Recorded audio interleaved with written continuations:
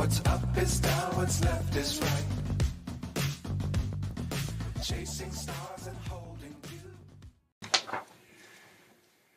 And hello again, everybody. Welcome to the Ed Kilgore Show as the Bills get ready to take on the Denver Broncos, a team that we all know so well because, after all, the Miami Dolphins hung up 70 on them earlier in the year. But this isn't the same team.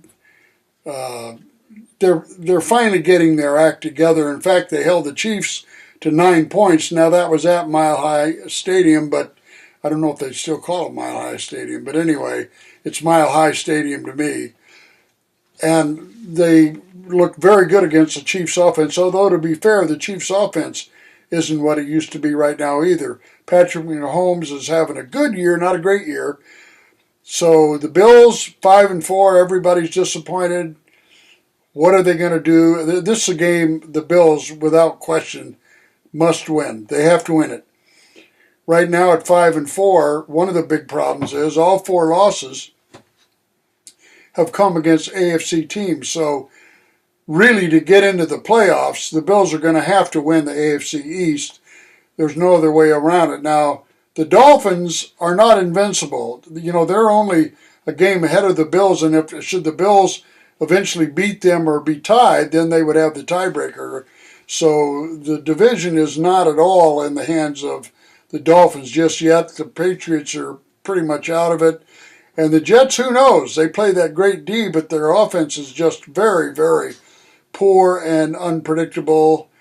Aaron Rodgers isn't going to, despite some of the things he says, he's not coming back anytime soon. So I think the Bills, if they take care of business, they take care of business Monday night at Highmark Stadium. It's going to be a great atmosphere. The Bills should be able to handle the Broncos. Don't look for it to be any kind of a blowout win, although it could be. But the Bills, and it's not just the Bills.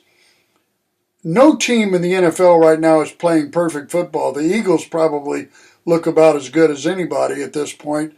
But the 49ers have had their problems. The Bengals also, after beating the Bills, they look good. And no question about it, they look like they're back in the thick of things, although their overall statistics don't show that yet.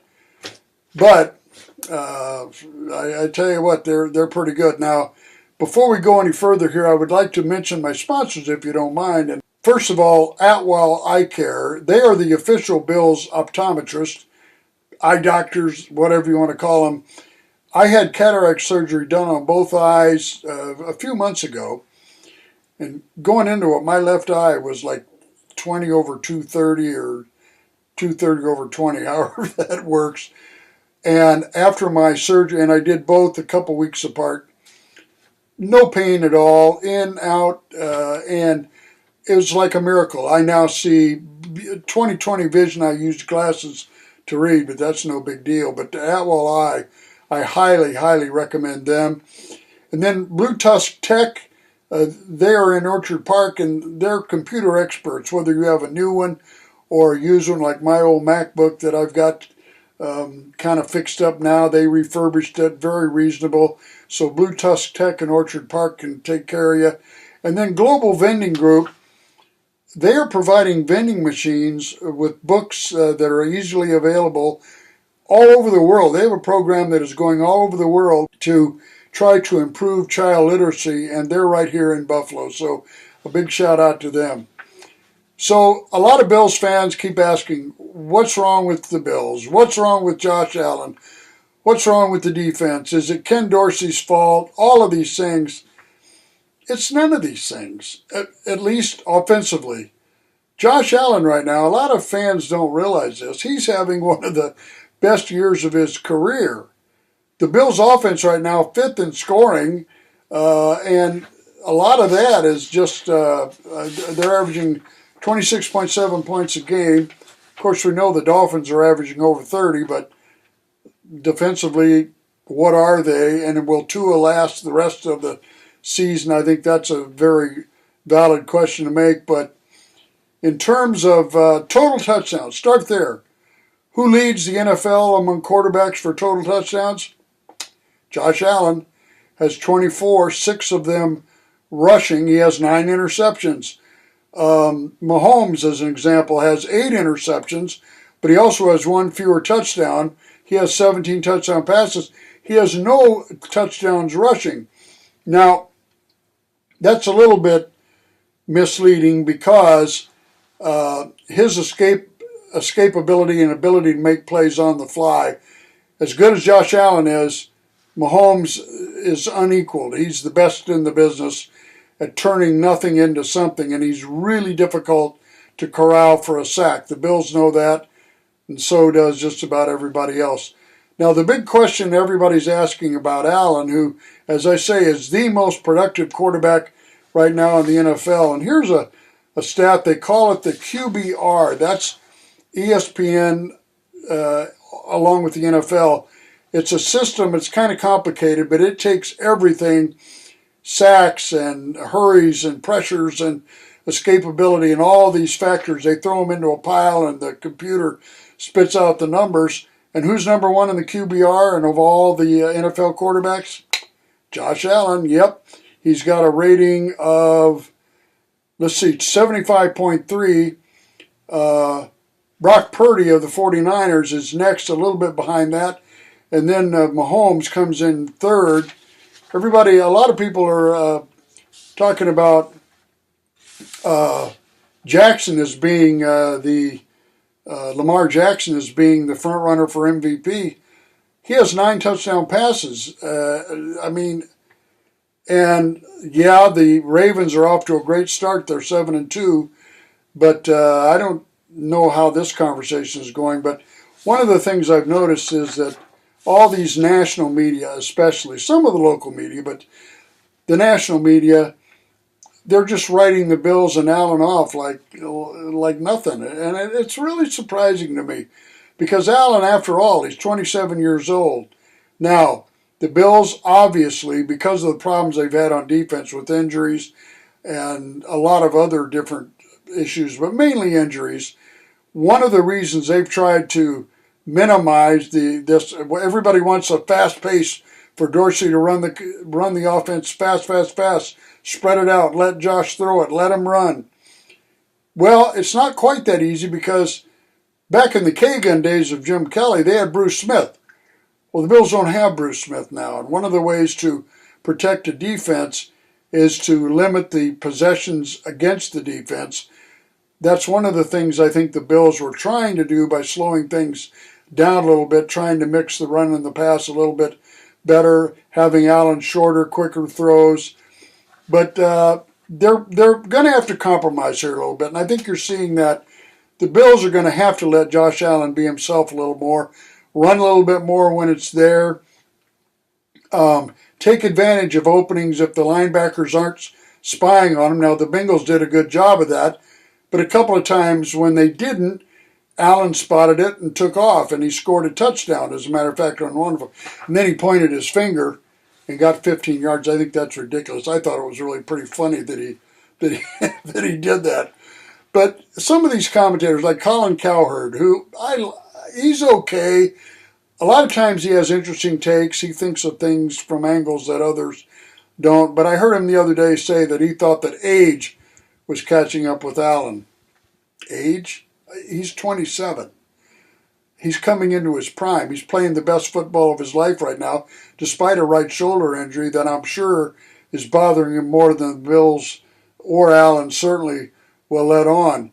But ironically, it's not the running plays, although I think that's how he hurt the shoulder. But in the past, the few injuries Allen has had, they've come not from running the ball, but they've come from in the pocket injuries. Twice he injured his elbow throwing a ball against the helmet as his hand hit the helmet right after a release. So running the football for him, he's 6'5", 240.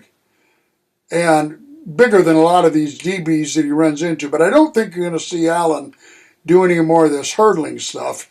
I think Sean McDermott will kill him if he does. But Allen is Allen, and he's got to be Allen, and he's got to play to his instinctual level, which is very, very high. And now, what are they going to do about Gabe Davis? That's a problem on offense. He's been very inconsistent. How much of that is Dorsey's fault? How much of that is Gabe's fault for not getting open? He isn't getting a lot of separation.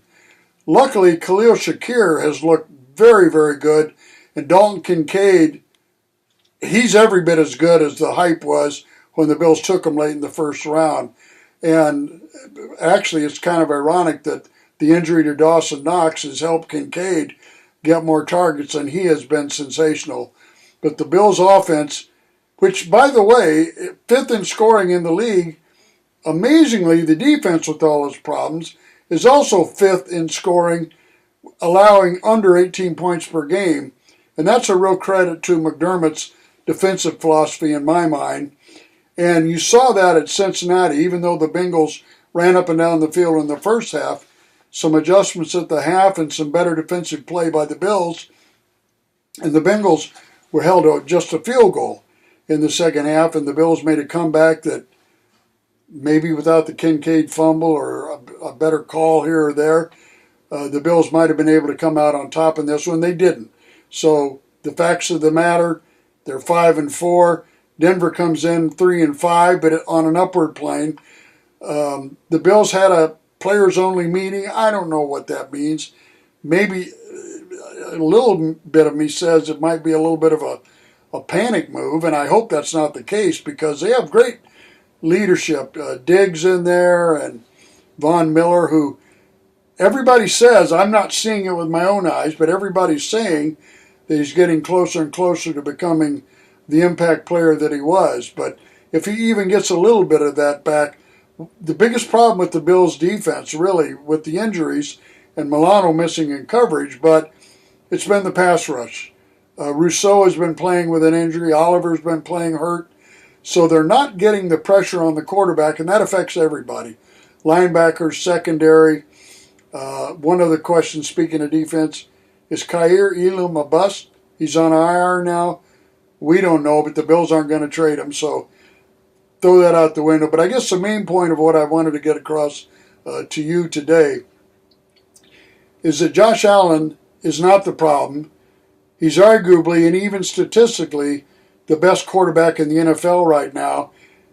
Other parts of this process, and listen, McDermott, this is another thing Cowherd said, has McDermott reached his peak?